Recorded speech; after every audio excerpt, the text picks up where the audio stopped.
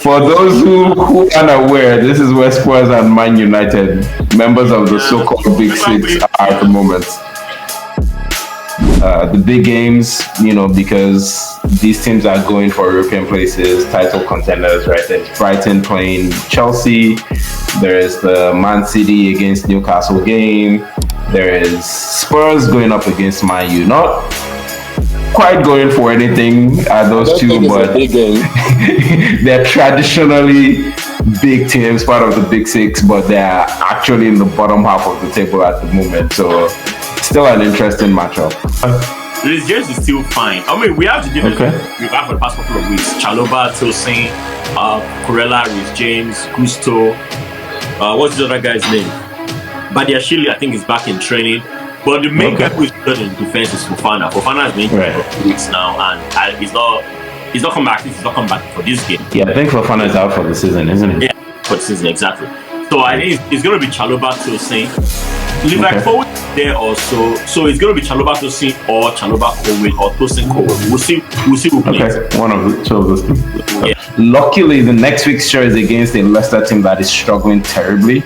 Yeah. And so that gives me a little bit of confidence going into this team to say, okay, we have some time maybe to recover some players, but I don't think we'll have anybody back by next weekend either, because Martinelli apparently is also out for a month. So the earliest we might start to see might even come a bit too early to see Saka back playing 10 minutes, 22nd of February. It might be the week after that. So we are very short at the moment.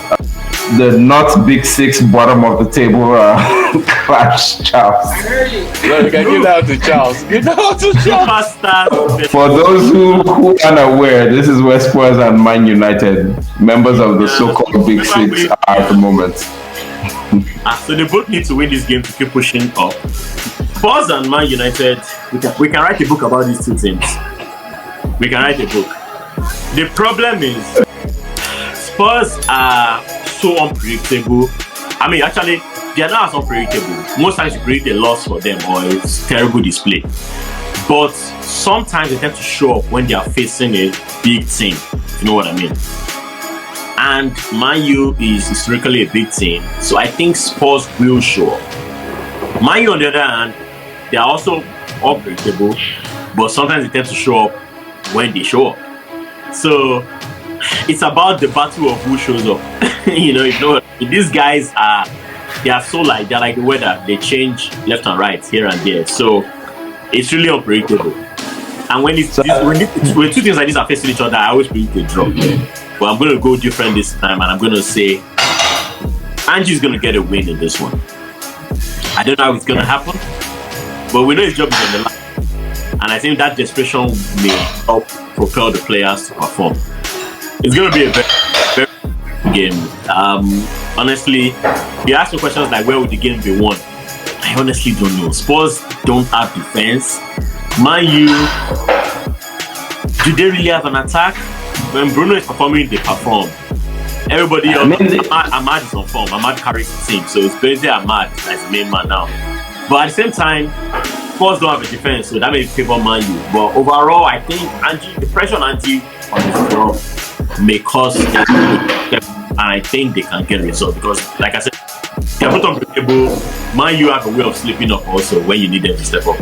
So whoever takes advantage, we shall see. But I think I will give it to Spurs. Yeah, I'd say I'm backing Spurs in this game too.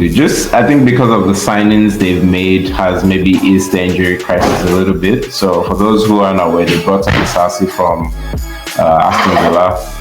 Sorry, from Chelsea.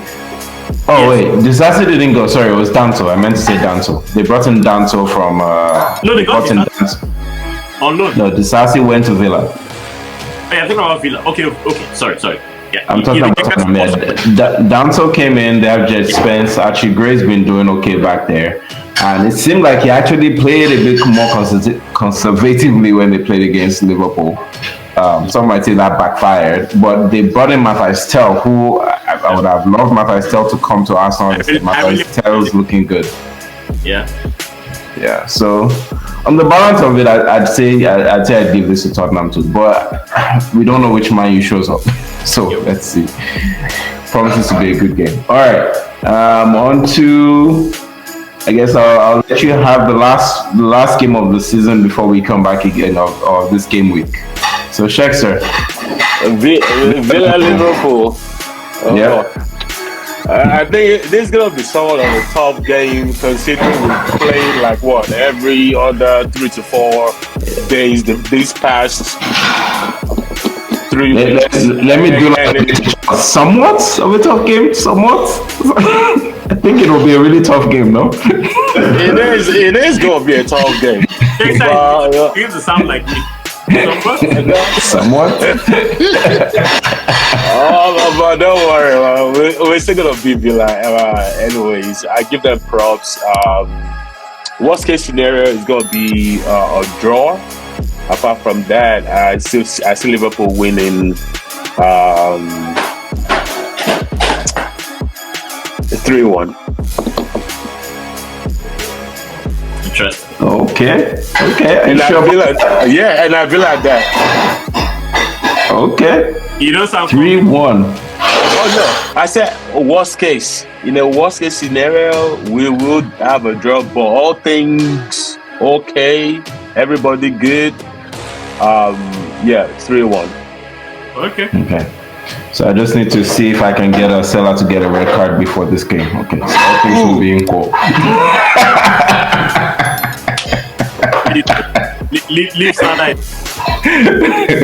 All right, cool. I think that brings us to the end of the game week. I'm looking forward to this round because I think this is the first real set of full fixtures we've had since the transfer window closed. Yeah. So we've seen some of those new players in the FA Cup for Villa. Villa bought really well. I saw some of those players, come off the bench. Asensio, Rashford. Mullen's been getting some game time as well, but it'll be interesting to see how the team start to shape up after the transfer window. So